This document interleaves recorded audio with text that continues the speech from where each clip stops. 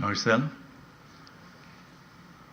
So thank you for attending this press conference.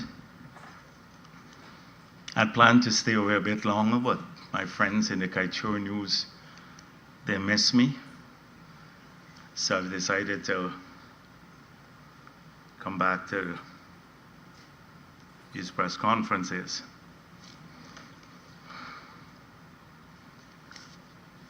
The elections are over. The PPP won those elections, for those who don't realize that as yet. Many of them are in the opposition and some are in the media, and they believe we're still campaigning. And we're not. We're focused entirely on fulfilling the agenda that we promised the people of Guyana. And so for the past month, we've been engaged in serious work to fulfill that agenda. Can they give me some coffee and water too here? So, and some water too. So that's what we've been doing in the past month. The President has spoken several times about some of the work that we're doing. Thank you.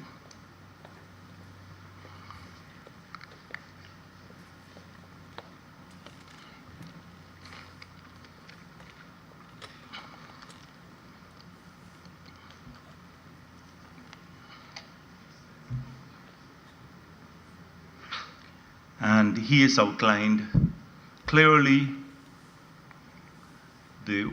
what are some of his priorities. Those are not new because we spoke of them extensively on the campaign and they're part of our manifesto.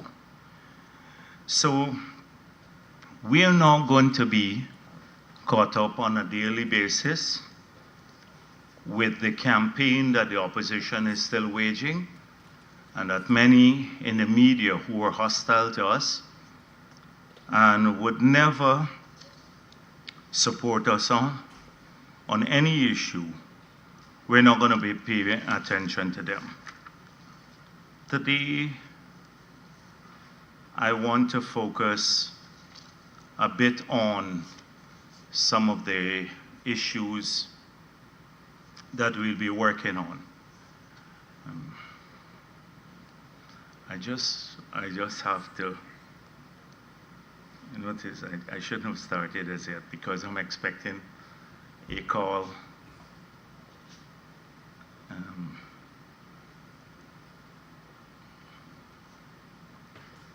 to come through, and so I may have to just break for a minute and then come back to the press conference. Yes, I will be focusing on some of the issues that we promised in the campaign and how we've advanced these. But before I do so, I saw this vile editorial in the Stabroek News. And I thought it was necessary, notwithstanding what I said, to address this issue. Now, the Stabroek News has, if you have a chance to read this editorial, it says elections 9,161. And basically what it says here is that 195,969 persons voted against President Ali's One Guyana policy, because this is the number of votes that the opposition got. And that basically the One Guyana policy is a failure. And they concluded that Guyana remains a deeply divided polity, and that the unity which is engendered in the President's One Guyana message is far from being achieved. So what will the president do in his final term? And I think they just, their biggest nightmare, as I said before, is that our people are united. And if their expectation was that we'll get 100% of the votes, well, we fell short of it. We did not speak of a 2/3 majority that they're speaking of here. We said we'll win the elections, and we'll win the elections handsomely with a big margin. We won the elections with a huge margin of over 46,000 votes more than the combined opposition. All 5 political parties combined that were contesting against us. We won those elections with a 7-seat majority in the parliament when we had 1-seat majority in the last elections. For us, that's a landslide. For this country, that's a landslide. And we, in Region 4, the last elections, the combined opposition had 40,237 votes more than the PPP. In these elections, they had 5,720 votes more than the PPP, the combined opposition, all 5 parties. That means in this region alone, we've reduced the net difference by 34,517 votes.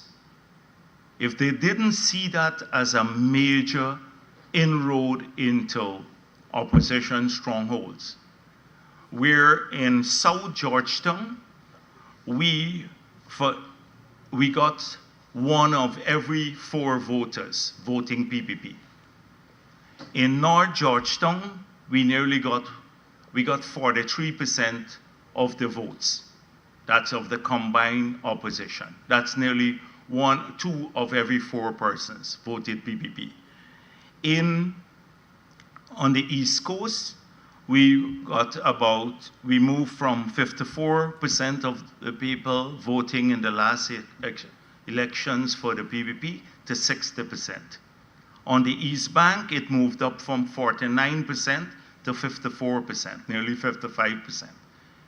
In Region 4, we had a massive turnaround. And this is the stronghold of APNU. They ignored all of this. They ignored the 7 seats majority. They ignored the 46,000 votes more that we got than the combined opposition. And they're saying that people rejected President Ali's one Guyana policy. This could only come from people who were arguing that we were going to be a minority government. Starbuck News, the AFC, Nigel Hughes, Timothy Jonas, with the Win Party, almost everyone in the opposition was saying the PPP will be a minority government. They forgot all about that, the same people, and now they've gone on to the new agenda. They said, we'll be a minority government. Well, we're not a minority government. In fact, we came out of the elections with a landslide, massive electoral victory. And so these are the same people who lied to the population of Guyana to say that this would happen, who were enabling the opposition. The Starbuck News and the others were opposition newspapers. Until now, they carry the entire opposition narrative. People like Patterson now is a star in the Starbuck News and Kaieteur News. Who cares about what Patterson says? The people of Guyana showed that they didn't care. What he says, what Nigel Hughes or any of the others, all of the leaders of the AFC, they rejected them. They didn't even get votes to get a single seat in the parliament. Why should we be paying attention to all of these people when the population, the voters rejected them? The voters felt that they're useless. They had nothing to offer the people of the country. But when you look at the newspapers, you would think that they are the leading voices of Guyana. The voters have spoken already. The people of Guyana have spoken. We're not going to relitigate this issue or act as though we're still campaigning. We have now a mandate given to us by the people of Guyana, and we are going to deliver on that mandate. And we said to the people of the country what we will do, and we'll do exactly that. We're not going to be seeking Starbuck News blessings or the blessing of the GHRE or some one of the others, or Kaichor News.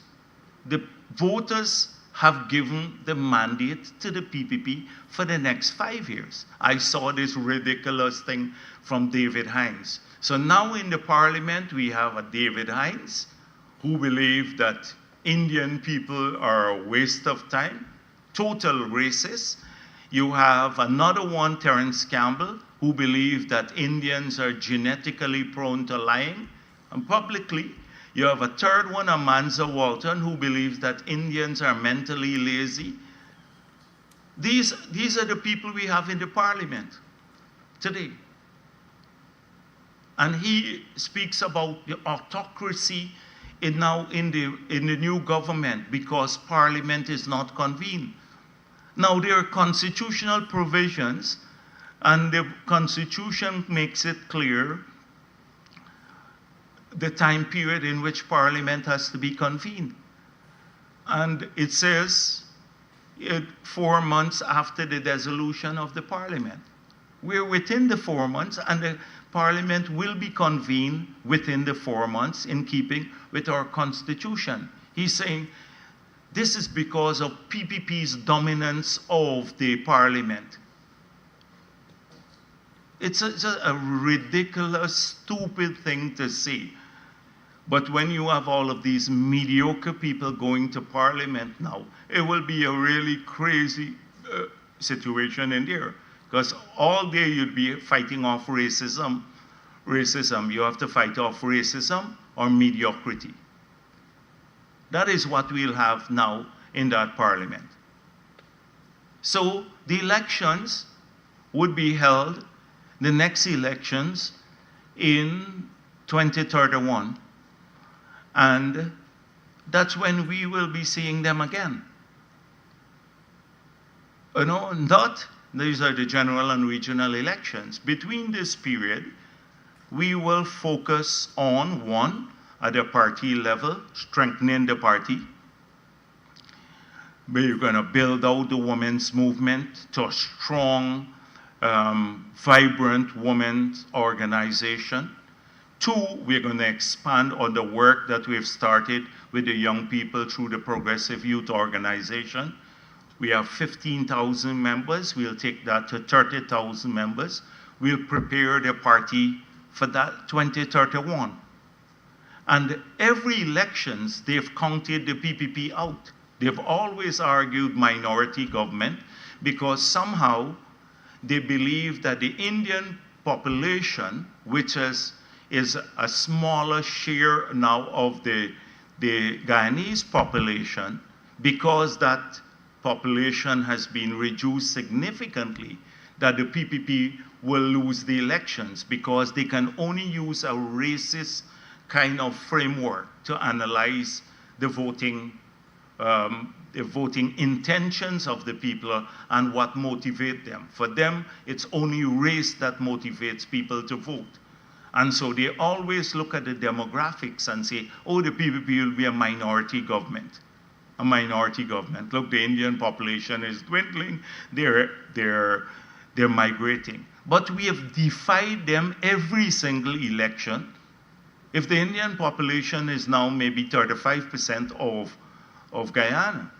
We won 55% of the votes because our party is national in nature, and it has made a dedicated effort to reach out to people across the political spectrum, across the racial spectrum, across the religious spectrum.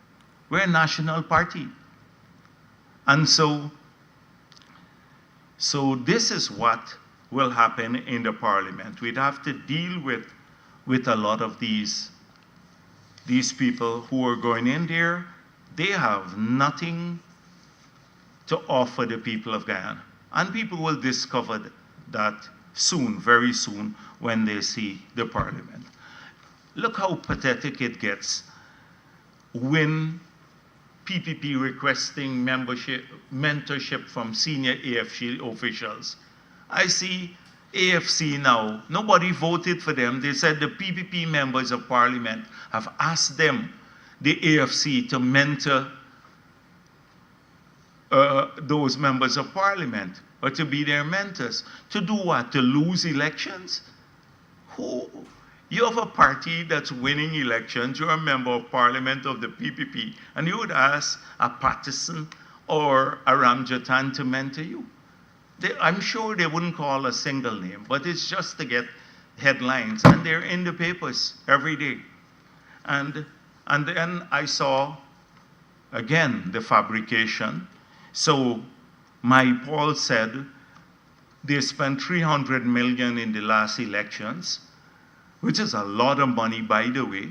I thought APNU spent far less, given the mediocre performance and the campaign they had. And the PPP didn't spend very much more than that. But Dennis Chabral of the Demerara Wave said the PPP spent $5 billion. I don't know where he pulled that out, from some dark part of his body or somewhere else, but a figure of 5 billion, and he put it in a story. This is what we have for media in Guyana. How could you just speculate and put that in a story, a news story? And then they claim, I see all around, you would see them running around the world saying, oh, Irfan Ali doesn't treat them well, he doesn't smile with them.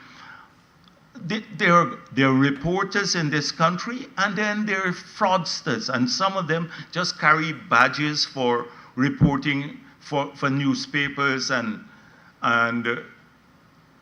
some of the online media houses. They are pure criminals, some of the people there. They have criminal past. I can point out quite a few of them who've had a criminal past, and they have nothing associated with a reporter. So you're going to hear them say the government is hostile to reporters again. I think we have to now spend time to expose these people to the international community.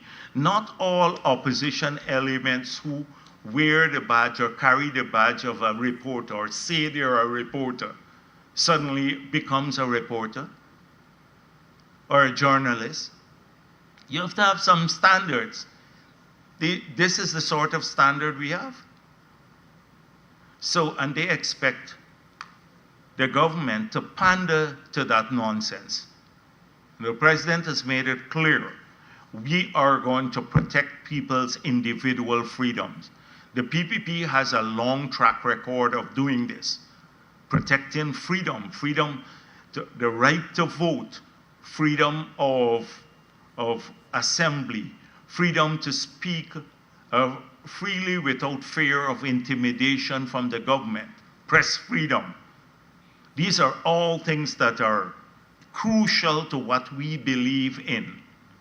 And we are going to promote greater freedoms for all of our people. Human rights, ensuring that our constitution protects every single Guyanese, ensuring that our courts are impartial, and that people can have legal recourse to any issue that they would be affected by, even if it's discrimination, that they fear discrimination from the government.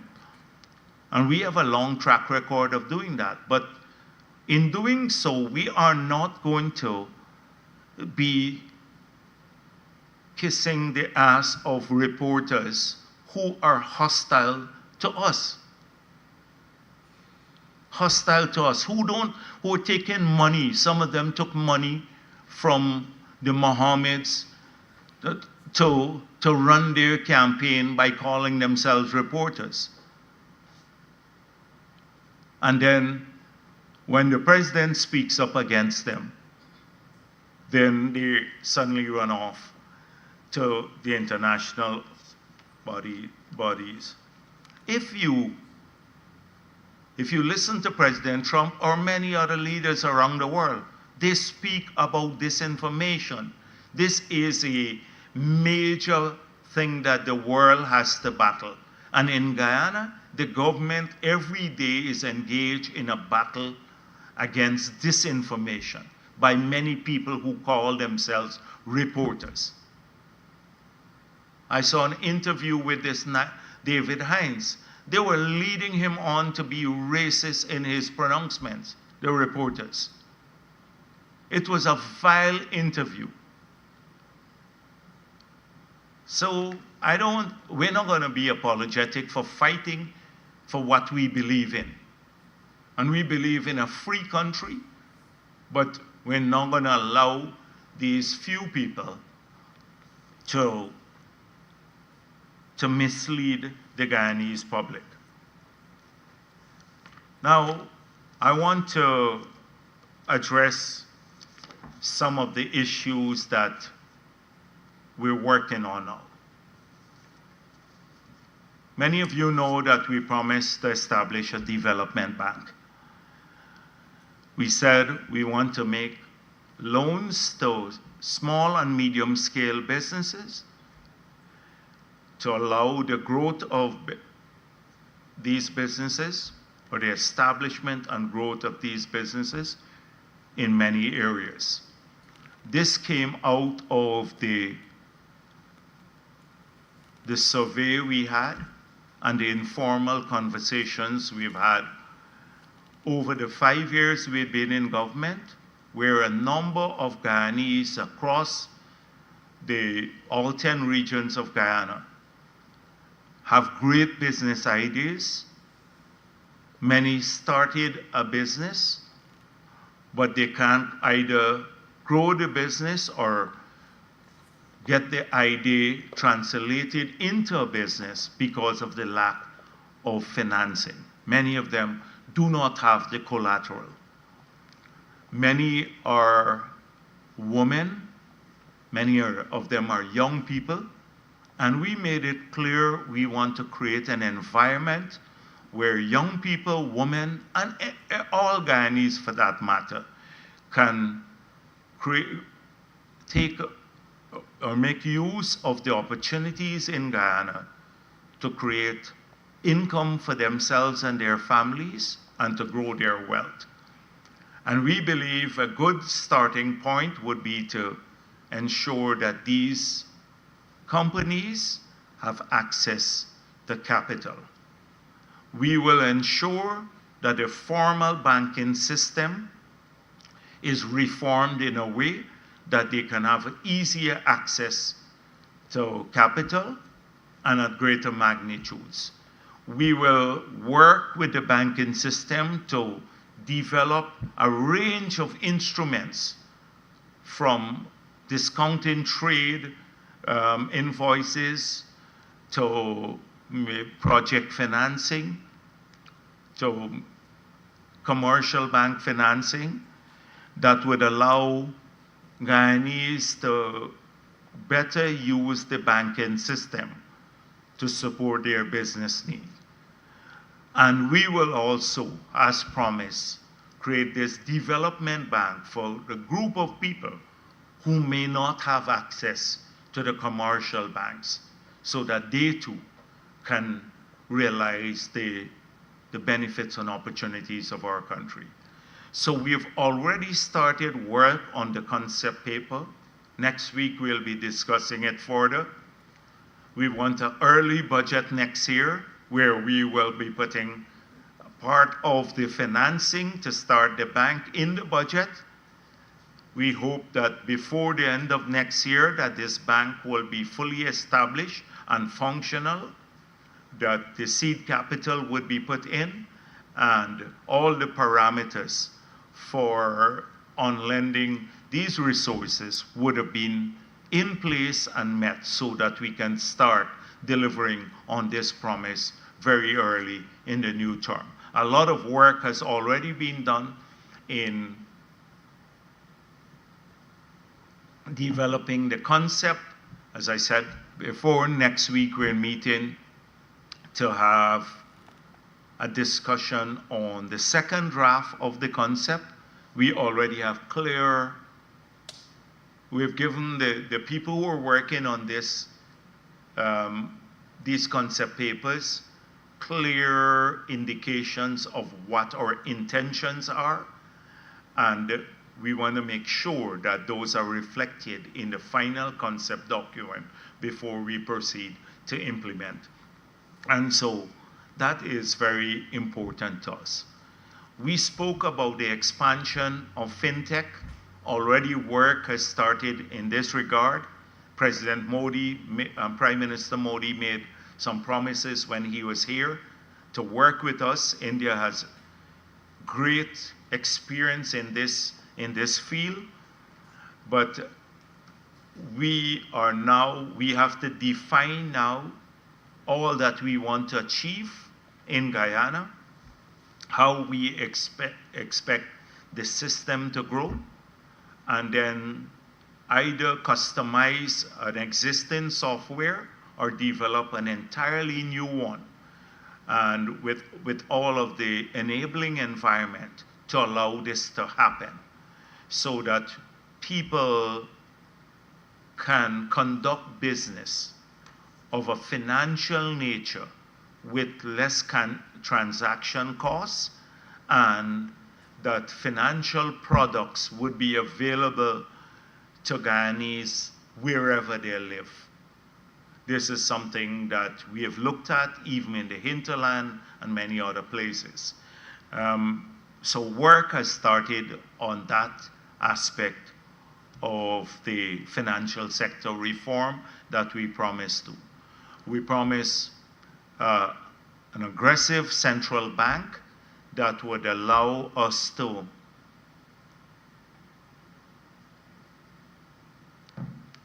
deliver on the enhanced environment for the growth of the financial sector.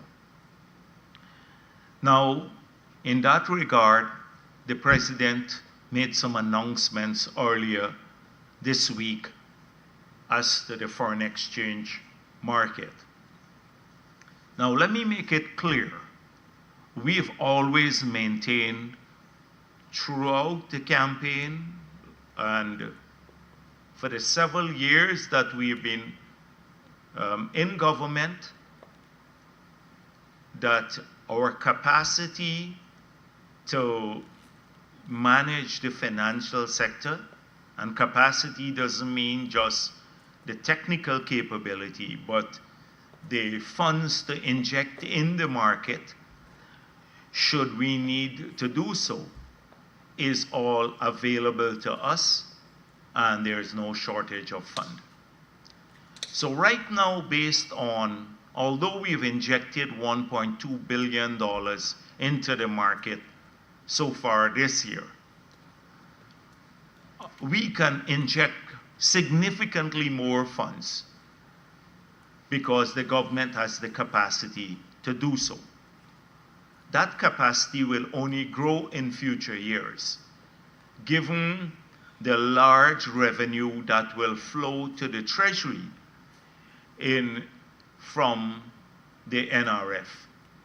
And if you look at the projections for that revenue, it runs into billions of dollars into the future, and that is in foreign currency.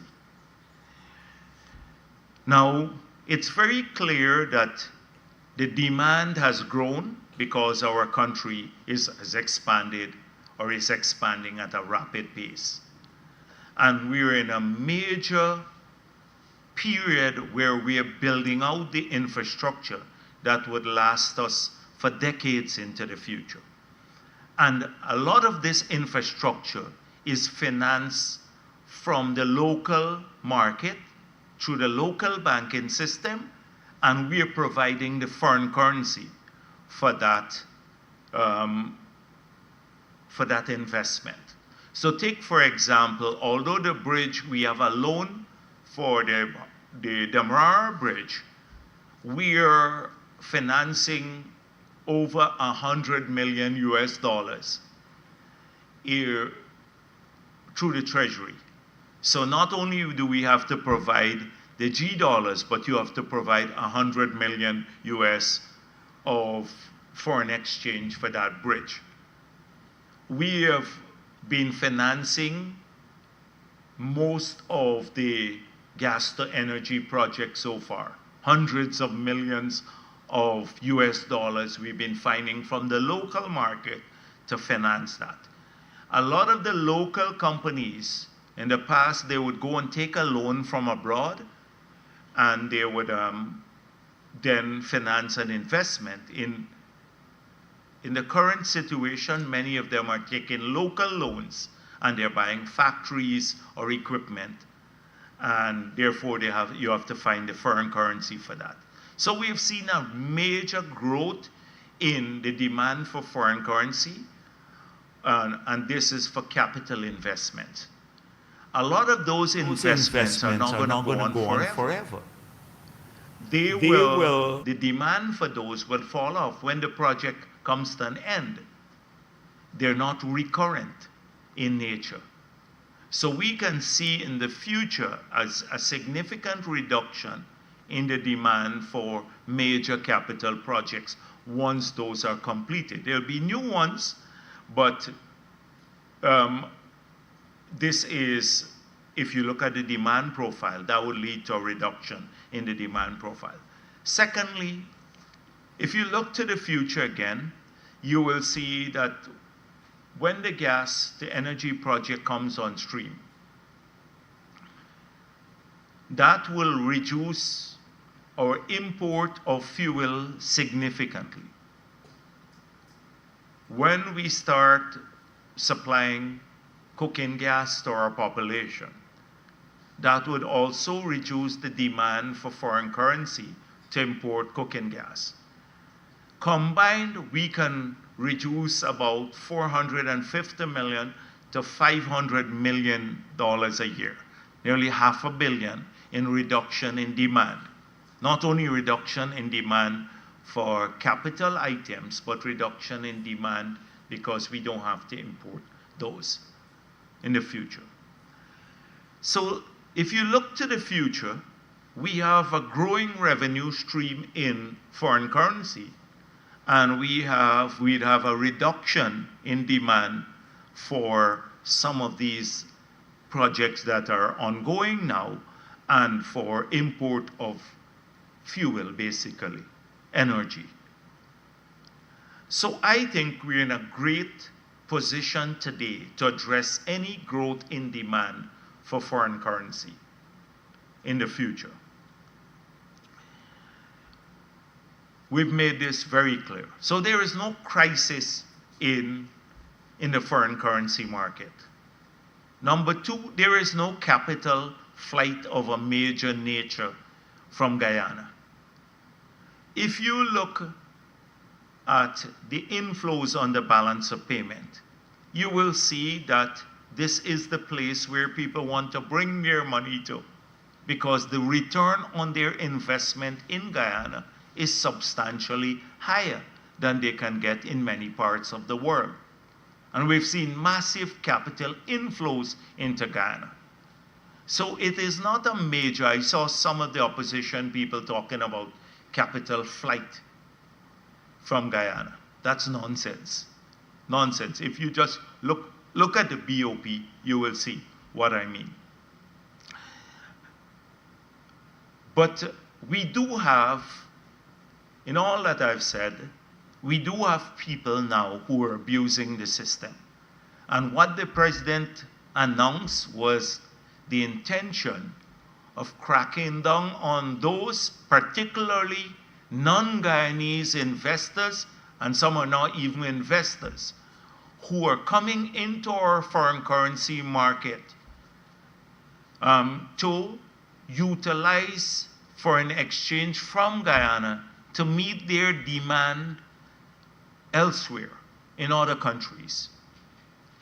And we have a significant evidence of this happening in countries where they have exchange control regimes, and we have a free floating exchange rate regime where people can buy and sell as much currency as they wish. So some of the measures announced by the president would have to be seen in that light. We're not going to restrict Guyanese from purchasing foreign currency. In fact, we will make sure that we provide adequate amounts from the central bank to meet domestic demand. But we're going to try to close the loopholes on some of those who have been abusing the system. So when you see the need to submit invoices now, it is not to make the system more onerous on Guyanese, because there'll be significant exemptions for small people. They don't have to, if you go for your small business, you wouldn't have to go through that rigid system of submitting all the invoices to show that the invoices match the demand. It would be mainly for the larger users of foreign currency, because we believe it's siphoned off there and then sold to other people who are non-Guyanese to meet their demand elsewhere, or to meet demand that is not captured by the GRA, that is generated from these foreign entities in Guyana. For example, the Chinese supermarket that you're seeing with. Most of these supermarkets don't have a bank account.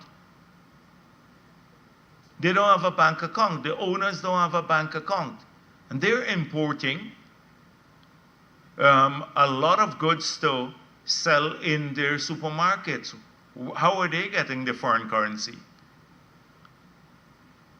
So closing these loopholes would allow us to collect more taxes from these foreign entities, mainly, who are operating here, or if they are using our foreign currency on credit card to meet demand in another country. I'm not going to call any country's name today, but you know who I'm talking about.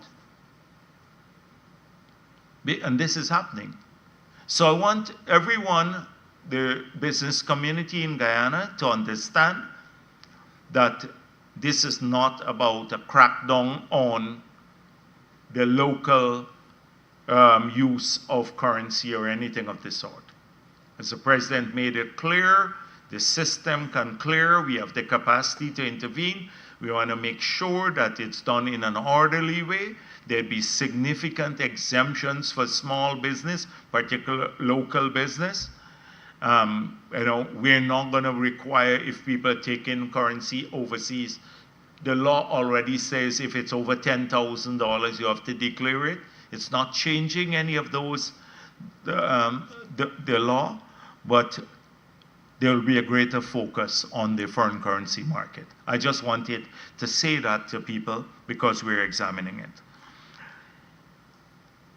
On housing, we made a promise in the elections that we want to do 40,000, or we'll try to get 40,000 houses built in 5 years. That runs into hundreds of billions of dollars. It requires building 8,000 houses per year, which is a large number. And so the government has already started working at ensuring that we have a system in place that we'll put in place towards the end of this year, early next year, that can generate the construction of large number of houses swiftly whilst maintaining standards, and getting them to stay within the costs that we award them for. So that's the first thing that we are working on that will be rolled out early next year. Secondly, you would see an ad go out shortly where we will be now doing a survey in all of the regions about people who need help in constructing, because we made a promise that we'd assist people who are going to construct new homes. If they're poor, if they're low income level and they need help, they would get the help. And so we will now do a database of all of those people across all the 10 regions of Guyana, including in the Amerindian communities, so that we can, as soon as we roll the program out in the budget next year, that they can start receiving help so they may get, a grant to assist them with the construction. Not to construct the full home, but as we said, assist with the construction. And then also for poor families, home improvement grants. So for example, if they have a leaky roof or anything like that, they can get help from the government to do that. So we are working at rolling this out in the new budget in next year. In terms of what we found for the 5 years in government, Social Security, people who are eligible for help on the public assistance, the complaint has been that many of them, through the Board of Guardians, can't get onto the database because they're excluded by the Board of Guardians for reasons that are not objective. And so clearly we have to reform the system, and the system is currently being reformed. So if you are a single parent and you're a low-income single parent, then you should be able to qualify for benefits once you meet certain metrics. And those metrics would be clearly identified and then implemented. So it's either you meet the metrics or not, right? You qualify under those metrics. And once that is done, then the people who are implementing the system can't then capriciously say, you're eligible and you're not eligible, based on their own, maybe, prejudices. Because a lot of people complain that the Board of Guardians, they don't like me, we have a family dispute, that's why they didn't put me on the list. The people say they can only take 5 a week, and you have 100 persons, who are eligible right now, so it's very slow. So we're devising a comprehensive system that would assist people. So if you're disabled, then automatically you should be on the system. You shouldn't have to run around and somebody in some region telling you you can't get on the list because they can only put limited numbers on this list. So what I'm conveying is that work is being done on improving this system so that we can roll out a system next year that would allow people to get benefits faster, and those who are eligible to be able to get onto the database swiftly on the basis of some existing criteria through which they would be qualifying. So I want to say to people, work is being done on that too, because that was one of the big complaints we had. We are also going to be in the new budget looking at ways how we support daycare centers throughout Guyana, because this is a promise we made, and we want to see how we can support the creation, the establishment of daycare centers in communities to support working mothers particularly. And whether we do it through a taxation system, we co-invest, or we give a grant, or we give a voucher, we are still examining which of these methods we'd be using to support this promise that we made in the elections. We're looking at things like tint permits. Now everyone wants an exemption. So we now have to move to establish systems back in place. We may just have two levels, one for security forces and maybe diplomats or something like that, and then another tint level, which would be maybe a little higher than what exists now. And those are the two levels. And everybody, there's no exemption. So you can't run down and minister every day for an exemption permit. The permit occupies too much of our time, and it's better to do across the board systems. So there are a lot of these things that we're working on now that will hopefully improve the way that the government functions, and you can spend more time doing work that matters to people and their lives, rather than be running down a minister bogged down with 50 or 500 applications for waiving the tint permit every week going into the ministry. The same thing with gun licenses. We're looking at a system that would allow people some way of protecting themselves and their families, but at the same time don't give out 50,000 guns that people have applied for. We have application for between 30 to 50,000 applications in. So, and that is a big source of dissatisfaction. When you go out, a lot of people complain about it, oh, my application is in there. So this sort of thing, the movement and I'm saying this here because I'm hoping that it would stimulate a conversation nationally about these matters too, how we can improve the system and also so help people. I can go on because there are many other things we're working on here, like that will focus a lot on the efficiency of the government and fulfilling our mandate, almost in every sector. The gas to energy project we've resumed, we've started looking at that. The roads, some of these roads that are disruptive to people, we're looking at the early completion date. There'd still be some disruptions, for example, where we have to move utility poles to build out roads.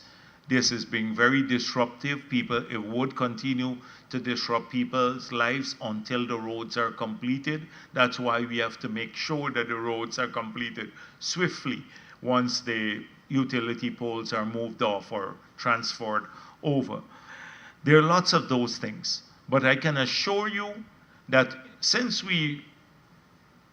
election day, the day after, we've started working on a lot of the things that we promised. We're not the other parties that are just walking around the place looking for a photo op or anything, or to get relevance in the newspaper. As I said before, the elections are done. A lot of people keep asking me, when are the small contracts coming out? When are you going to start? You spoke a lot about the drainage, like concrete drains and concrete roads and those things. Well, the new budget, we're working on an early budget, so we'd have funds in the next year to start all of those projects in the city, across the country. We're going to resume a lot of that work, road building and the concrete drains and the electricity lights. The lights are now coming in. 96,000 lights would arrive here, hopefully before the end of the year. which are already purchased, so that those would be installed in communities. A lot of work is being done. On the job creation front, we are looking at expanding investment in many other sectors of the economy so that more people would have jobs. The education agenda, I just saw the president going through with a group looking at the digital school. Online, the discussion was ongoing when I left there a few minutes ago. So what I wanted to say today is that although you don't see us much, a lot is being worked on behind the scenes to ensure that we have the agenda fulfilled in the next 5 years. And as I said before, the elections are going to be in 2031.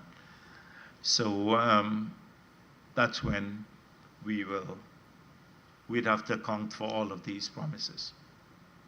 Thank you.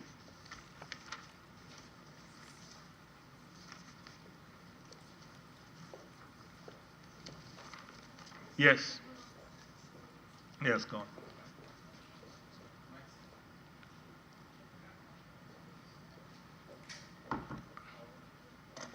Yeah. Hmm.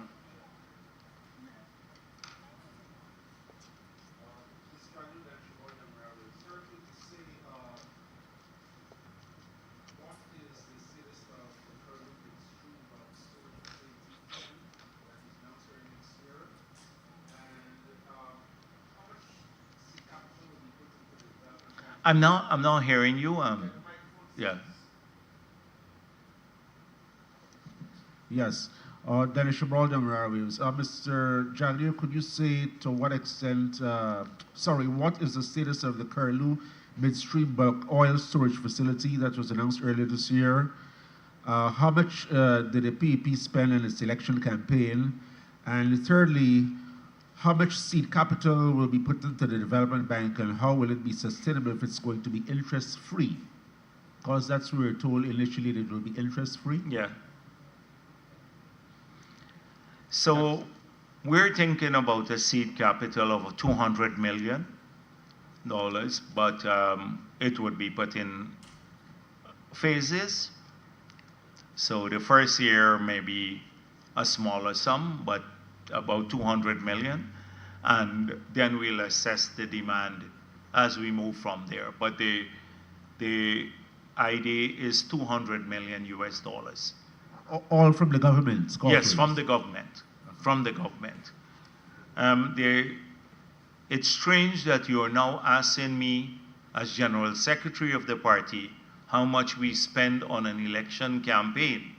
And you published a story several weeks ago, and now the whole world, for 2 weeks think that we spent $5 billion.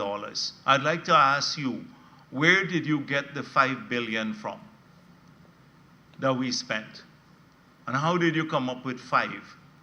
Where did you get that figure from, Dennis? Well, I'm not here to answer your question, sir. No, yeah, well, exactly. You see, so you can publish anything you wish, and I can't ask you where you got that figure from. I wouldn't disclose my source, sir. Yes, you wouldn't disclose. So that's what people do. You hide behind sources. If I were to come here every time and hide behind a source, then we'd never find the truth. You could publish a blatant lie like that and say you can't disclose your source. This is a blatant lie. I will make known the figure later, but I would love if you tell the country how you came up with $5 billion. $5 billion is probably, we didn't spend much more than APNU. So let that be your guide. We didn't spend much more than the $300 million that APNU spent. Including the advantage of incumbency and the use of those resources? $300 million. That's something totally different. Now you're at me including the incumbency.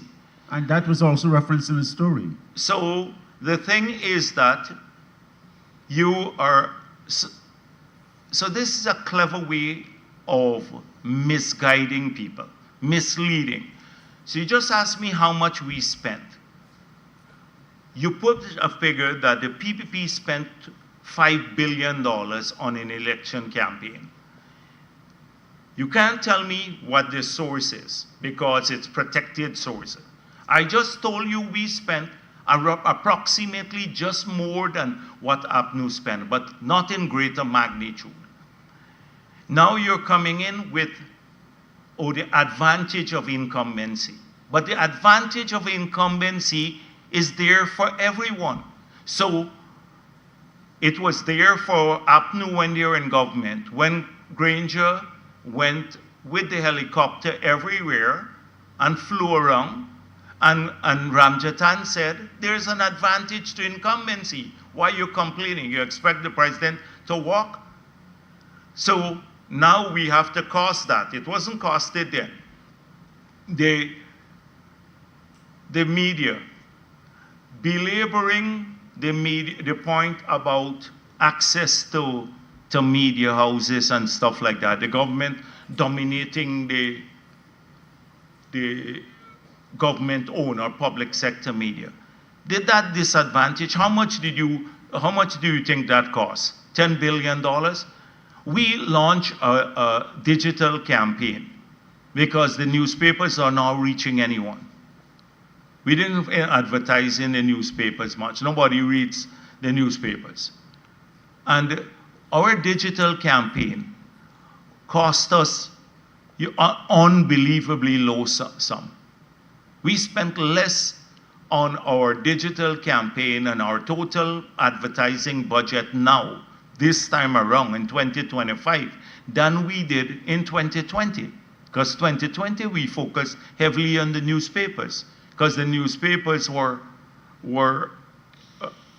their prices are very high. But it is just a blatant lie. A blatant lie.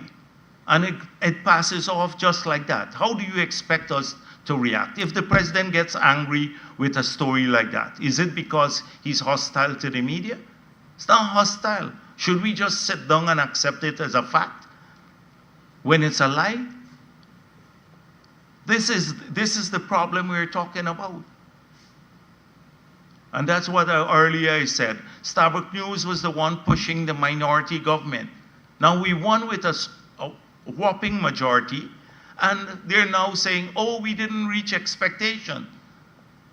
We didn't reach up to the 2/3 expectation. We never said 2/3. So make it seem as though we had set ourselves a target of 2/3 and we didn't reach it. We failed. This is what I'm doing. Curlew, the last I know of it was we were at a stage where we were negotiating. There were some major differences in the terms of the deal. We could not conclude the deal before the elections, and then we put it on pause. We have to re-engage with Curlew and others to ensure that the objectives are met. And we'll only sign up to an agreement that protects Guyana in the long term,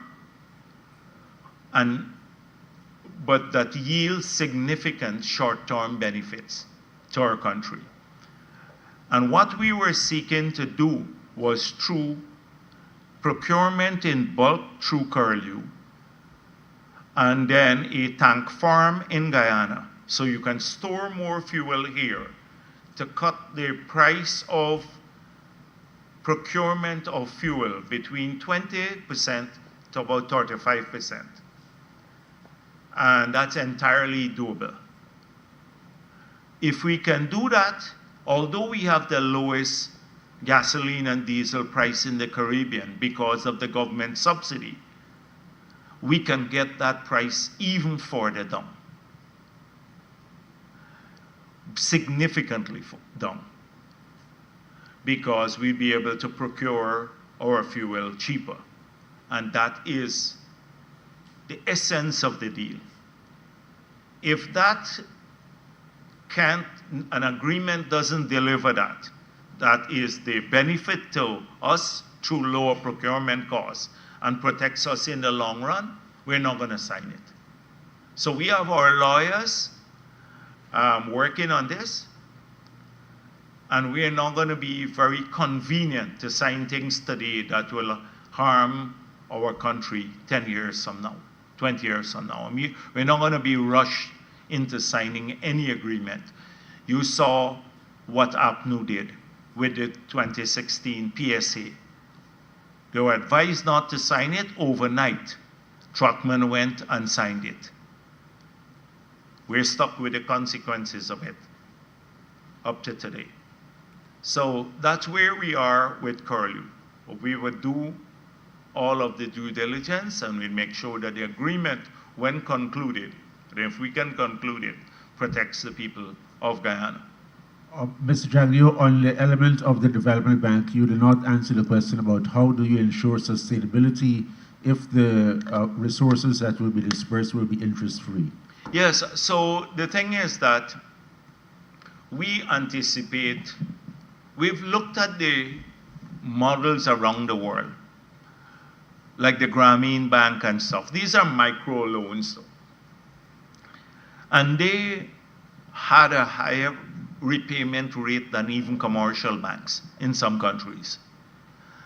So definitely you're going to have some, maybe a percentage of the loans that will go bad. This is realistically speaking. But we anticipate that if you work with the businesses themselves in a hand-holding fashion, that you'd be able to get the loan repaid and the money can be revolved. You know, the money can go into a revolving fund. And then with periodic injections from the government over period, as your revenue grows, you can periodically inject more capital into the bank. So access to the financing comes with the software that I mentioned before the elections. That is the party and the government working to ensure that we do a lot of training, financial literacy training, hand-holding through mentorship, working to make sure that each of these companies that would access a loan have technical advice, marketing advice. So it comes as a package deal. So you will be able to ensure, you would know immediately whether this is a viable project or not if you go through that whole process. I think it would do well. But definitely, like in every system, you'd have maybe a 10% failure rate. It happens globally. Kiana Wilberg for Starting Point. Dr. Jagdeo, you spoke about how the government intends to leverage a portion of the oil resources to back the development bank. Yeah. And you also spoke about the housing sector, 40,000 homes, and reaching out to those members of the public who may be facing constraint with construction. I wanted to talk a little bit about how the government, and if my interpretation of this is correct, the government using these particular strategies as means of transferring the wealth from the oil sector as opposed to direct cash transfers on a frequent basis. And what are the pros and cons of that approach? So over the last few days, I saw this injustice that was done to Minister Vikram Bharrat, where the focus was that he said something to the effect that cash transfers are a failed model.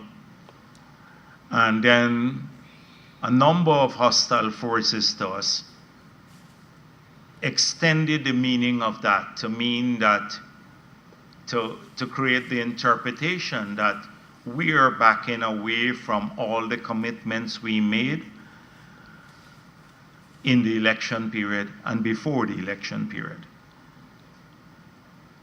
So the model for development of our families, individuals, that is Guyanese, families or our country, does not focus only on cash transfer. Cash transfer is not a model. Cash transfer is one element of the model. We made it clear that we want to invest in every Guyanese through higher education spending and through greater opportunities to our people to have a high quality education. Every single one of them. From the child that starts at kindergarten all the way to university. And you've seen the government invest in this vision, in this sector significantly. 53 billion to 185 billion in the last term. We have moved to do a number of things. Pay for exams, made university education free, more scholarships, all of these will continue. We're going to give parents more choices in these next 5 years. The digital school, upgrading the curriculum using AI, ensuring that we can personalize the curriculum for individual kids based on their aptitude at different ages, because that changes. A lot of that work is being done now. We're going to continue ensuring that we pay for scholarships for people. We're going to be assisting families now with the transportation grant and other things.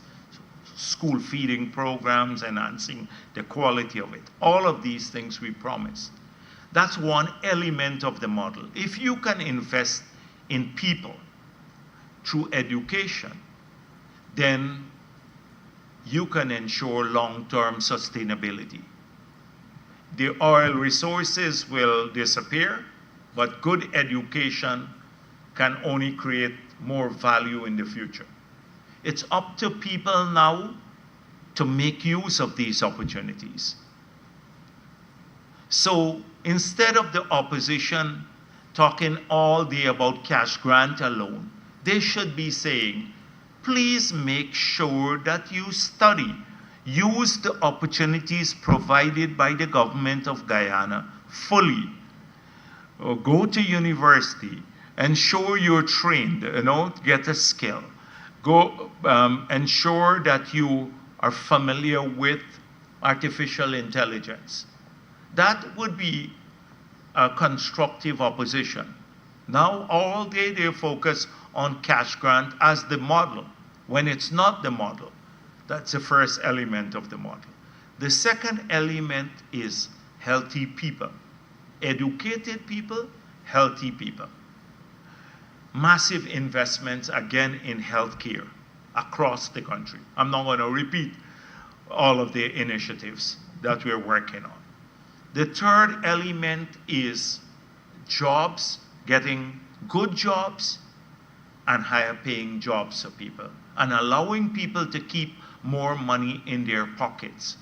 So that means having a positive investment for climate for investments. Making sure that the taxation system evolves in a way that rewards hard work by allowing people to keep more money in their pockets, as we said. Lowering, so those are the two elements of it, which is what we're working on. That's a third element of the model. Because if you have good education, you're healthy, you need a good job that you can earn. You need to get more money to save or to meet your family need. The third element is ownership. home ownership, which is what we're promoting. That's the fourth element, rather. The fourth element of the model is home ownership. Ownership of other things, like a vehicle. That's why we want to reduce the taxes. Home ownership will assist you to build homes. We would invest in homes through the government itself, and then, bring in, ensure, like what we've done in the past, people get a mortgage, and then they pay back for their homes, because the seed capital comes from the government. That's the fourth element of it. Then we have more transfers to people. The transfers will take place in the form of higher pension, more money for the children through the cash grant, public assistance, helping people with disability, helping single parents, and also the cash transfer from the oil and gas sector. That's one element, a small element of the model, ensuring people have more recreational facilities, live in nicer communities, and with better roads. They are secure. That's another element of the model. That's why these security cameras. Those are the key elements of the model that we are talking about. They only focus on cash grant because they know some people only want the money. They only want the money, and we are not into that. So every commitment we made in relation to the cash grant, we will keep. We haven't withdrawn any commitment, notwithstanding what they said, Minister Vikram said. But the model of development for Guyanese and our households and our country is not cash grant model. It's a different model with various elements that will change people's lives for the better. That is the model the PPP and the government are pushing. Dr. Jagdeo, just to Yes. the second question. The president this morning at GCCI event spoke extensively about two particular things. One, the government leveraging data centers and Guyana becoming this data hub for the Caribbean. What sort of revenue stream or revenue opportunity are you looking to tap by keeping your eyes focused on this particular avenue? And secondly, the president also spoke about the need to work with the private sector to bring crude marketing services at home. How much savings are you looking to tap where that is concerned? Why can you underscore the importance of that particular approach? So when the president speaks to the different audiences that he often addresses, he is selling a vision.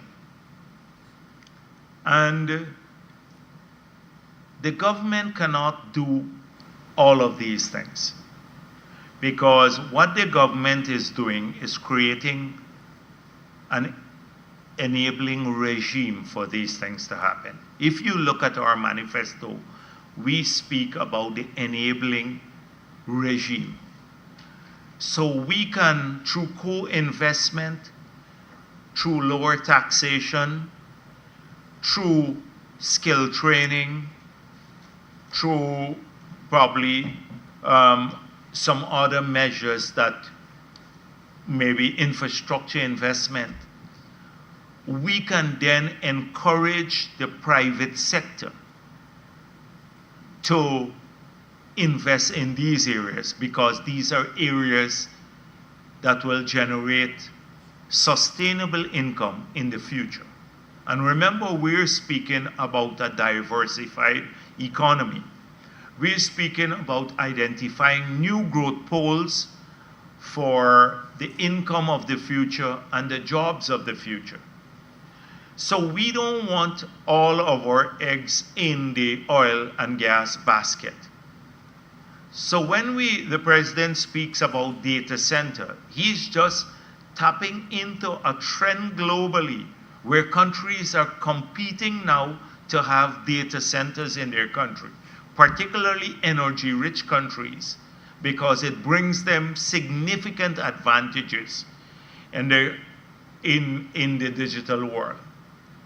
And so we don't want to be excluded here in Guyana. So who best to pick this up? It's the private sector that has to run with these ideas, but he wants them to know that his government is receptive to supporting investments in these areas.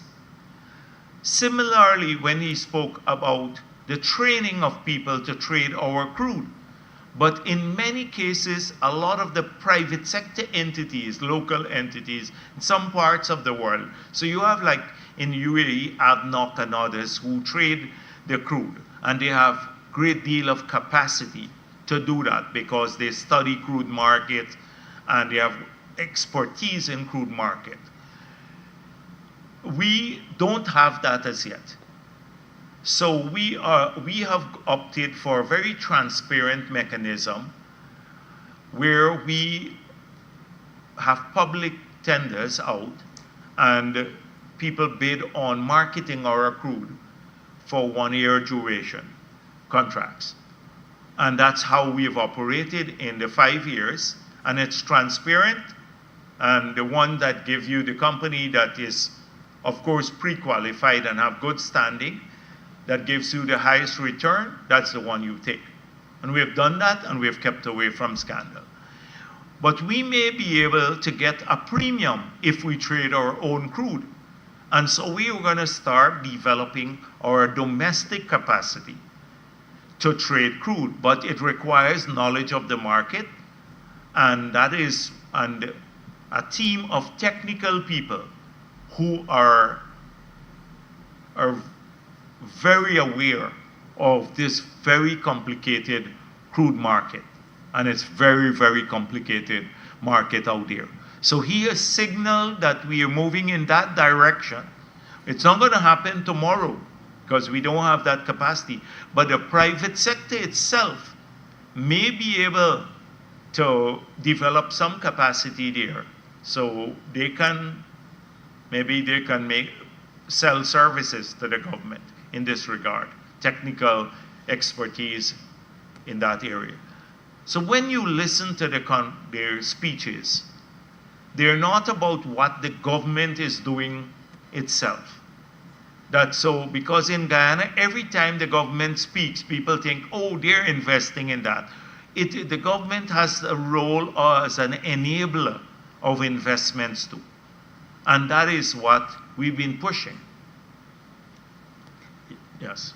Marcel Thomas, the Starbrook News. I just wanted a clarification on one thing and then two questions. On the gun license, was it hypothetical? You're saying that you don't want it to have a backlog of 30 to 50,000 No, or there is 30 to 50,000 applications? So right now, that is, from what I'm told, I thought it's 30,000. I just left the meeting and they told me it's much more. And so those are people who've applied for a license already. Now just imagine if you have to give out 50,000 gun licenses in Guyana. What could happen? And often the weapons end up in the hands of criminals because they come into a home and they take the weapons, etc. So we do have to think about how we can give people some way of protecting themselves, but maybe a non-lethal way of protecting, and be very liberal with that and be very sparing with the gun licenses. But let the system be transparent so that you don't have to go, people don't have claims they have to pay somebody for a gun license, or they have to, every day they're running you down wherever you go. I want an upgrade on my gun, I want this. That dominates sometimes half of the time you spend in community meetings. After the meetings, people come and they talk about their gun licenses. And so you can't get to the real issue of, development and education and health and all of that. So, and I know it bothers a lot of people, and a lot of people complain too because they've been waiting for many, many years. So we have to find a way of addressing this, and the president is looking into it. Personally, he's looking into this matter to devise a system that would allow us to be responsive to people, but without putting 50,000 guns in the hands of people. So those are the kinds of things I'm talking about. So for example, when people are denied access to the public assistance and they have a visible sign of disability, it's clearly, something is clear to me that the board of guardians who deny that person, they're just messing around. And often the people, they don't have recourse to anyone else, so they have to wait until the president goes to a community. Like I remember once, the president went to Essequibo Coast, and there was a young guy, visibly disabled. And the president said, put him on the public assistance. He complained to the president, couldn't get on. Several months later, I went to the charity, and he was none. So I called, and they were saying, oh, he had to go back through, imagine, he had to go back through the local board of guardians.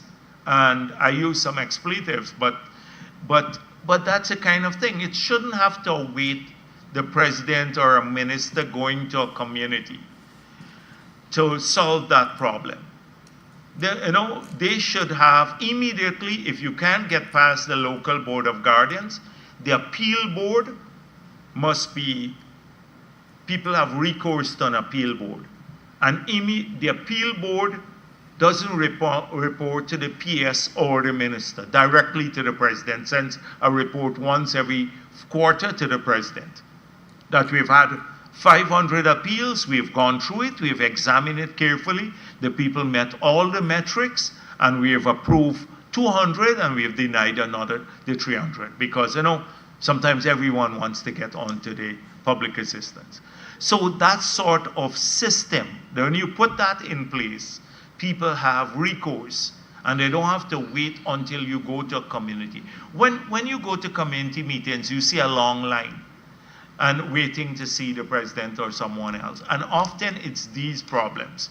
We're hoping, like the NIS one, people who have contributions over 500 will get their payoff, but didn't make 750 because we set aside 10 billion. Not many people have utilized it as yet.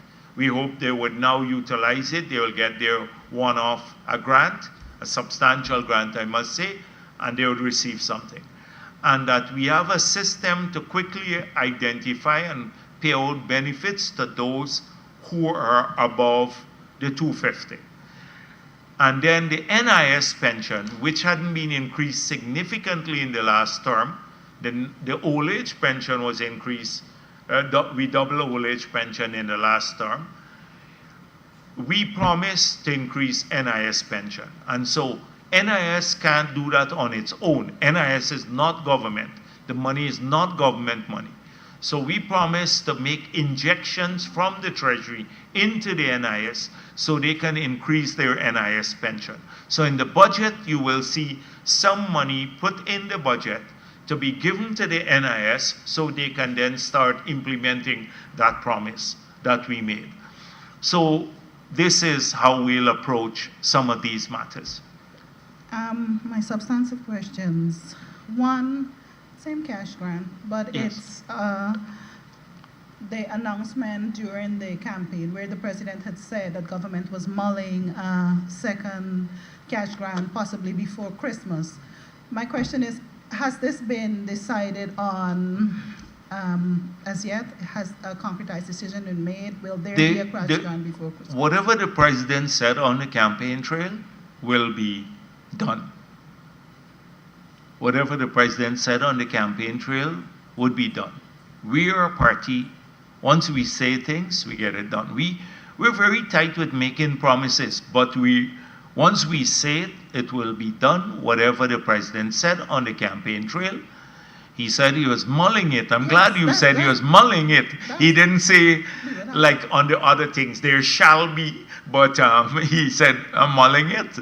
But there will be, and this is a 5-year term we have. There'll be several cash grants in the 5 years. So don't worry about it. There are 5 years term. This is not a 3 months term that we have now. We haven't even started the 5 years as yet. No, but he said mulling before Christmas. Mulling, so yes, I'm mulling, asking, mulling. if He's a mulling, yeah. As a decision been Yeah, made on the but the Christmas- thing is that whatever the president said, I told you, will be delivered. But the thing is that we're not in for 3 months in office. We're in office till 2031. Yeah, we know that, but you haven't said yes or no. Yeah, no, but I just told you whatever the president said. The president is a man of his word. All right, when Marcel is done, Marcel has the microphone. And the president, he made a brief announcement this morning that there will be enhancements to the current stock exchange. We don't even really have a stock exchange to speak, just basically trading in shares, and that there'll be a junior stock exchange. I wanted you to give a bit more insight into this and how this is going to be done and the purpose. So the stock exchange in Guyana is private. It's a privately owned stock exchange, like New York Stock Exchange. So many people do not know that. The Securities Council, the regulatory body, is appointed by the government, but the exchange is private. So a lot of people, to list on the exchange, there is a fee, like anywhere in the world. So you'd recall one time, Banks DIH, Mr. Rees mentioned about the stock exchange not working. And then the stock exchange said, they're not listed. Banks is not even listed because they have to pay a fee. So to get an exchange working, the government can put in place the regulatory regime. We have a long time now we passed the Securities Exchange Act. We can have in place the council as we have. But to get volumes traded through the exchange, you have to have the companies, the public companies, listing on the exchange. So that means getting more companies to go public, because the majority of our companies are private companies, and that's private in the sense of the number of shareholders that they have, and many of them do not want to list on the exchange. So the only way we could get an exchange that is very vibrant is if you get more companies to go public and to then pay a fee to get listed on the exchange. Another way of doing this is to have some government instruments traded on the exchange. So we had already indicated that we may want to siphon off from the oil and gas sector some of the most lucrative opportunities that we see on the right year return for those the investors in those companies, create the share structure of the companies, and then maybe if we want volume to be traded, list those on the exchange. So what I mean, for example, take the fertilizer plant that we want to do. After we complete the energy project, there'd be a second energy project there, and then a fertilizer plant. We put that in a company. we create a share structure and allow Guyanese to buy shares in that company. Maybe limit it to, say, 100 shares per person, because you want to have more people own shares. So teachers, fishermen, nurses, everybody can own shares. You guarantee a 10% return on those shares, which is unusual because normally it's based on the performance of the company. But to give a sweetener, the government can underwrite it. And then have those shares listed on the exchange, the company listed on the exchange, so that people can then sell. So if you buy 100 shares at $10 each, $1,000, and then you get on the exchange, you list it, and another person wants to buy it, but we have to look at concentration. Because one person may want to buy out all the shares. But if you're getting, say, $500 per share, you're going to get a significant amount of money. You're going to get, what, 500,000 now? From a $1,000 investment, right? So that kind of thing. That's the way it would work. Because a lot of these exchanges, you can put the regulatory system in place, but a lot of depends on the people who use the exchange. And a lot of the private companies in Guyana don't want to use the exchange, because going public means they have to publish every few months. They have to publish their records. You know, you have audited statements and all of that, and then some people don't want that type of scrutiny. So we can put in place again. And so I think when the president spoke of this, he was hoping that the private sector would also make full use of the opportunity. We are prepared to address any regulatory matter that would enable this to happen. We are prepared to create the incentive for this to happen. But then it's up to the private sector to make use of it. And a lot of them lament that they can't get loans or because they're stretched to the limit. But this is one way of raising capital outside of going to the formal banking system. You can raise capital either through a loan or getting equity, you know, like trading shares in the company. So I think that was the idea. Mr. Jagdeo, Yes. follow up on the cash grant question. One of the things that is being said in the public domain is that the cash grant will no longer be per person, but will be per household. Who said this? That is what many members of the public are saying. No, but many members of the public don't determine. This is No, again. that's what I'm asking. Let me tell you how something like that starts. A useless partisan goes on a program like with Globespan and other useless show that was talking about PPP minority government, and he says this is what the government is contemplating doing. Never spoke with a single individual in the government. Can spread a rumor just like that, and then that's how it comes out. The media now find out people are thinking about household. There's been no such discussion at any level in the government. So it's a blatant lie, but this is what happens all the time, is disinformation. Every day it's deliberate, and people don't have anything to do. Like some of these people who are, like, what else would a partisan do now? What else would a partisan, or I don't know who the others, they're just like a David Hines, except spread rumors. They have nothing productive to say. This is a blatant lie. We've never made no such decision. On the question of rice and paddy prices, will government consider buying the paddy and or the rice at a higher price and providing that rice, because it's surplus, to say Haiti, where there is a grave humanitarian crisis with food supply?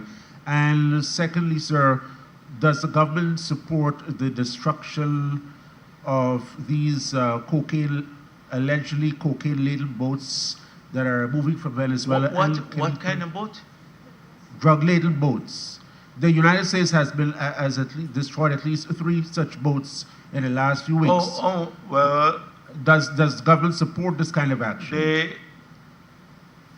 I don't think the United States government, when they destroy these boats, seek to get Todd or Omar, the chief of staff, to seek permission to do it. The United States of America has defined its policy on drug dealing.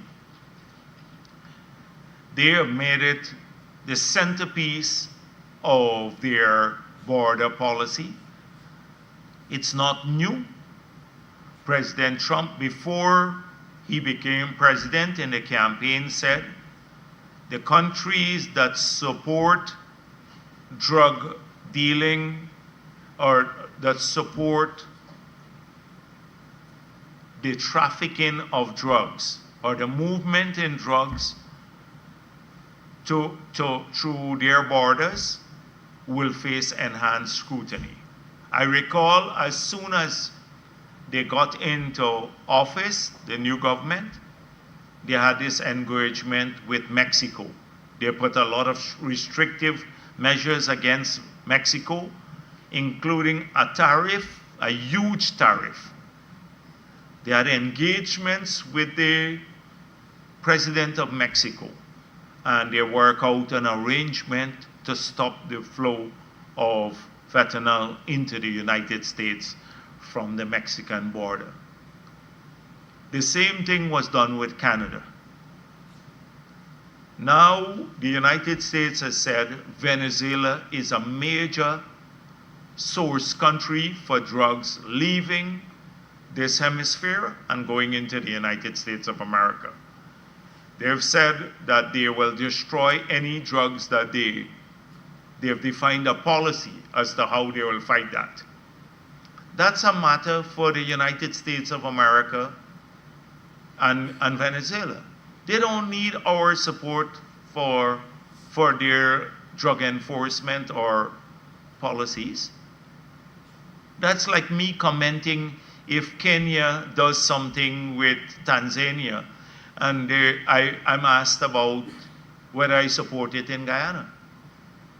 I know, why would I be getting into their business? When you ask us whether we, what are our policies in Guyana, then I can explain to you about that.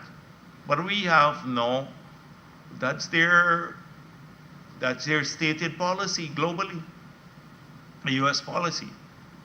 But I was trying to look at it from the perspective of human rights, the killing of people who, without any trial or anything like that, and it's happening in the Caribbean waters with a heavy military buildup, which the Caribbean is being defined as, well, there's a stated objective by the region of which Guyana is a part, that should be a zone of peace. But we have a heavy military buildup. Yeah. Innocent people are being killed in the process of fighting drugs. So that's why I'm asking whether Guyana supports this in the context of this whole question of the region being a zone of peace. No, the zone of peace, it's Venezuela that has been disrupting the region as a zone of peace. It's Venezuela that threatened to annex our country, a significant part of our country. Venezuela didn't know that that would affect the climate of peace in the region. It's Venezuela that has threatened military action against Guyana several times. Venezuela that has been engaged in provocative action against Guyana, sending vessels into our waters. So the only people who are disrupting the peaceful coexistence of the countries in our region has been Venezuela, not Guyana. And the matter of the purchasing of rice and paddy. Oh, I know the Ministry of Agriculture has been examining this matter. Globally, a lot of rice is being dumped on the market, so the prices plummeted. That is why even when we were campaigning before the elections and when they had another issue associated with the intake of rice, we mentioned that there's in some communities we have to be able to build storage facility and drying facilities. If the farmers only have a window of 1 week from cutting the rice, the paddy, to selling it, after which it goes bad, they are subjected to the capacity for intake of that rice. So if the millers have limited capacity to take in all of that paddy, then the paddy could spoil. So for example, if one miller said to me, I can only take 10,000 bags in a day, but there had 28,000 bags being cut per day in that region. So what will happen with the other 18,000 bags? You have to find other people who can take the rice in within this short window from the paddy, from the time it's cut to the time it spoils. So that's one thing. Two is that the farmers have no bargaining power because they have to sell the paddy in this short window, and they have to conclude an agreement at that point in time. So one way of supporting the farmers is to ensure that you have adequate intake so that they don't suffer spoilage, and two, that they have a longer period in which they can own the paddy so they can negotiate for higher prices. And that, the only way that can happen is if the government invests in drying and storage facilities for the farmers. And so we made a commitment that we will be looking at that in the Essequibo Coast and some other areas where you have a lack of intake capacity and drying facility. And that's one way of addressing, it's a systemic way of addressing this problem with paddy. Because right now, because of the new variety we have, and because of better weather and crop husbandry and all of that, we're getting massive output. Last year I think we produced the most paddy ever in our history. Well, I think this year too we're on a record-breaking sort of output. And so that's one end. On the other hand, we have to, on the demand side, we have to work globally to try to open up more markets. But remember, we are competing with rice production from other parts of the world. And two, how do we use our rice as an input into other manufacturing processes in Guyana? So it's something that we have to get our best technologists and scientists to start looking at creating a domestic demand for rice that would lead to an output where the rice forms an input into that output, but an output that has a fairly sizable market overseas. So these are some of the ways we have to address this. Of course, we have to continue to support the farmers with the drainage and irrigation, farm-to-market roads, sometimes assisting them with the pesticides and the fertilizer and the seed paddy, because it's tough work out there. So I know the Ministry of Agriculture, Minister Zulfikar Mustafa, has been looking into this matter.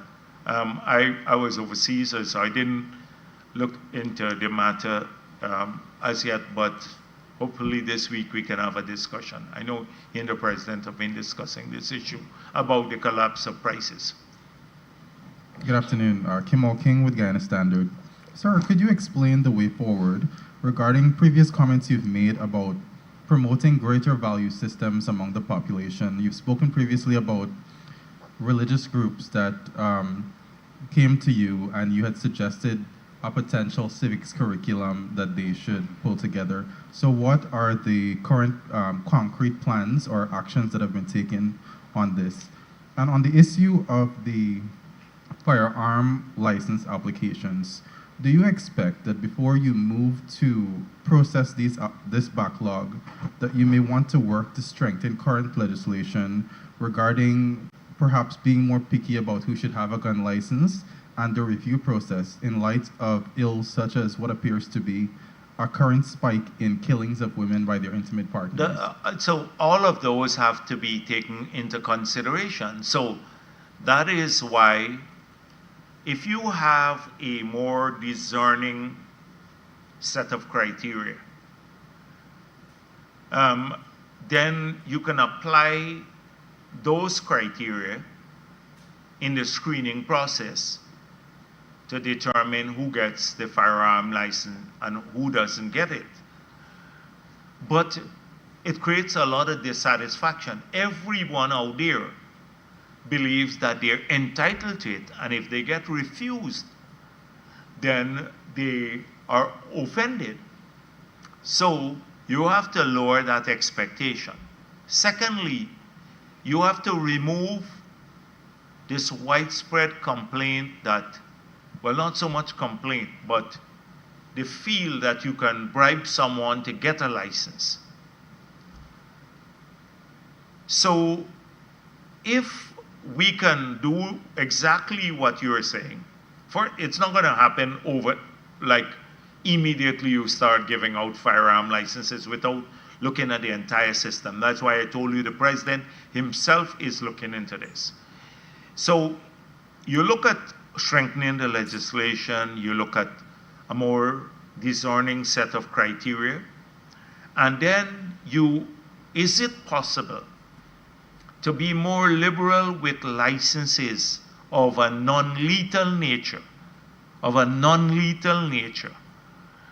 So that is where you can meet a lot of the demand by giving people a tool that they can use for protection as they claim, but it's not lethal. Like what? They have weapons that would stun you, but won't kill you. Right? That's what I mean. I don't want, this is President Forte. He is dealing with this directly. And so I'm hoping that by raising it here today too, that we have a discussion in the country. Because I recall at one time, when I was president, remember after the issue at Lusignan, when you had the killing of the young people, etc., by that criminal gang. And I went in the community and people were saying, like on a railway embankment we had a meeting at a school. I think Saint Sharma came in with a camera and people were saying, everybody should get a weapon. We should move to a system like the United States of America, where everyone could walk in a store once you're a citizen and you can buy a weapon. And a lot of the people in the community, it was split almost 60% of the people said, no, we don't want that to happen in Guyana. So although they wanted people to have weapons, but they did not want a system where everyone could get a weapon, because the same point some women got up and say, what if people are drunk and they use their firearm? There were fears that they would, use them in a domestic situation. And we've seen some really egregious examples of this happening in Guyana, some horrific cases. So the society now has to make a determination. This is a societal thing. What model do we adopt in Guyana? Should we adopt a model like the US? Or should we adopt, and I'm not sure, I'm sure that we wouldn't get support for that. Or do we adopt a model where people still can find some form of protection if they feel they need it, but it's non-lethal? I think this is the conversation we need to have as a country. But if we do that and then the system is in place, then you have a smoothly functioning system. Now everybody finding out they can get a weapon, somebody bribe someone and get a weapon, or they just, they don't go through a proper screening. I think we need to address this issue. And this is something we heard a lot about, and we intend to focus on it as a government. It has to be dealt with once and for all. And society has to deal with it, our society, not just a government. Yes. Okay, and I'm promoting the greater value systems that yes. So this is something we believe in. We believe that we have to work with the religious community in this country to promote a better, more civic-mindedness among our people, and to be the support for many people who are going through bad times. And the religious organizations are well placed to assist in this regard. So in the communities, almost every community across our country, we have either a church, a temple, or mosque, or all of them in the single communities. You may not even have a government office there. So when the youngsters hanging out at the street corner, they're looking to get guidance. They're just young people hanging out and stuff like that. Often, the place where they get the counseling is from people who are trying to mislead them, take them down a path that is not productive for their lives. And these, since they have a localized presence, the religious leaders, and we know that they are positive in outlook, they should be the shoulder, the support for those young people. No suicide prevention, a whole range of things. They best know the communities. That's one. And two, for promoting love for country, for promoting the fight against racism, national unity. They're best placed within their congregations and, in these bodies to carry that message. I've seen some file cases where people who are living here or unpatriotic, supporting Venezuela. You don't have an option of throwing them out the country because they're Guyanese, but really sick people. And so I hope that before maybe the next September term, and hopefully long before then, that we will be able to get this civic education subject compulsory in this school, introduce it. Has anyone agreed to work on that yet? Yes, we are examining this right now. Everything that we promised, we're starting to examine this, and soon the consultation. And you know what? The next thing we have already heard from all the Muslims, the Hindus, and the Christians. They're strongly in support of measures to prevent gambling in communities. They believe that it's a social ill that's creating many problems with the family. That people go to these little places, their shops in their communities, and all day long, all they're thinking about is on their phone, some credit there to put in a bet. And even taking away money from the families. The children home, they need something.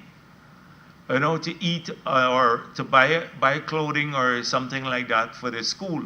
And they're busy out there doing this all the time. Something has to be done about it, and we intend to do something about it too.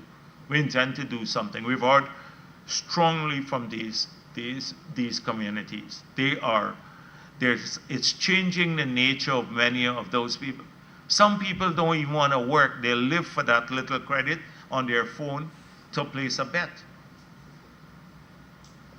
I know some people in the public service, they do it too. And there goes. I see some smiles here, but you have to disincentivize it. People can't accumulate money if that. You're going to lose your money. If you gamble, you lose. Don't worry with people who say you win money there. You always lose in the long run. You always lose your money, rather than investing it in your family or your future. And so those are, you asked me about the religious bodies, they've already signaled that to the government, their dissatisfaction with this, and they need to work on it. And we have already been, this is one of the things that we have found on the ground too, when talking to people. A lot of families are having huge problems because of this issue. Okay, it's a bit late in the year. The government hasn't published a half-year report yet. We just came out the election, so I'm not sure that Ashley will get around to that. But I think he's focused a lot now on preparing the budget for early budget. Okay, thank you. And finally, could you comment on any potential implications for Guyana of the U.S. government shutdown? And secondly, how do you determine, as discussed in your opening statements, that a reporter is an opposition element or an illegitimate reporter? Yeah, well, the thing is that for me, it is a pattern of behavior. I have seen people who will invent rumors. For example, Travis Chase invented a lot of stuff. I've seen people, I just spoke about, well, Dennis is not, I wouldn't say he's opposition, but how could you just invent something like that? That for me is a sign of unprofessional behavior. But I've seen some people who are lobbyists get paid by businessmen. They get paid by businessmen. They get paid by the Win campaign to carry positive views and to cuss the PPP all the time. Carry positive views. Look at the Win. The entire media corps, some Starbuck News and the others, they hid every dirty linen that they had. And it's going to come out soon. All of that will come out soon, very shortly, very soon. And so it's going to come out. But they hid it. And it is clear, and there is no, you tell me about Nazima Raghubir, who heads the what do you call it, press association. She's no longer the president. Oh, she's no longer, thank God, yeah. Thank God. But she never had anything, not a single positive thing to say about the government. Fabricates stories all the time. Imagine the Starbuck News complaining about being denied government ads. I pointed out, I gave the numbers. Kaichor News, Chronicle had $206 million of ads in 2024. Kaichor News, 202. Starbuck News, 170 something million. And Guyana Times, I think, 150 something million. And they went and complained that they're denied government ads, and that is suddenly part of an international report. That they're denied government ads because of their position, independent position. Kaichor News got as much ads as the Chronicle. As much, over 200 million. Yeah, not a single positive thing to say about the government in all the years. But they got the ads and they lie to the international media, and then the international bodies then repeat the lies. So it's clear as daylight. They're only deluding themselves. So right now, I think we should have the same standards too. The local bodies, maybe we should, you see it's all self-regulating here. In Guyana, we don't have like a body. If President Trump was here and he had to deal with the Starbuck News and some of the others, oh God, he'd call them fake news every day. Every day, some of the others would be fake news, pure fake news. Okay, so on that, the president had said in his inauguration speech that you want to hold the media accountable. What exactly are those strategies that you as a government plan to use to do that? And what are the lines that you will not cross? So clearly, we are going to expose them. This is what we have a voice to, and they want us not to speak about their transgressions, their lack of professionalism. They're being paid, they're political hitmen and hitwomen, that they're being paid by individuals. Some of them are political operatives working in media houses. They don't want us to speak about that. Anytime we expose that, we're assaulting the media. So we will continue exposing them for what they are, those individuals. 2, we will have to work internationally to point out all of these issues with the international organization. But you're never going to find a piece of legislation in Guyana which says that the government will throw a reporter in jail for what they write or what they say. Look at what the Kaichor News has for 15, 20 years made up every story that you could think of, the lies that they tell. And they survive. And you were from the Kaichor, you know that in the past, both of you, you know what I'm talking about. They got the most ads in 2024. We're still around, they cuss me every day, and they still get their ads. You don't see a single reporter from the Kaichor News not being allowed to a press conference or being harassed. Okay, and finally, regarding the U.S. government shutdown. Oh, the U.S. government shutdown, I think I've examined the areas where it will affect people. So in some areas, like it could affect maybe flights in the long run, because the people in the flight control operators have to work without pay.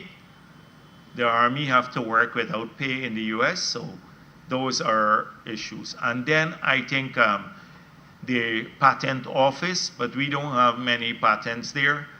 I think the FDA, the Food and Drug Administration, so if we require any permit to export maybe some of our produce, it may affect some of those agencies. But I don't see anything major. I don't see any major impact on Guyana from the U.S. government shutdown. Thank you.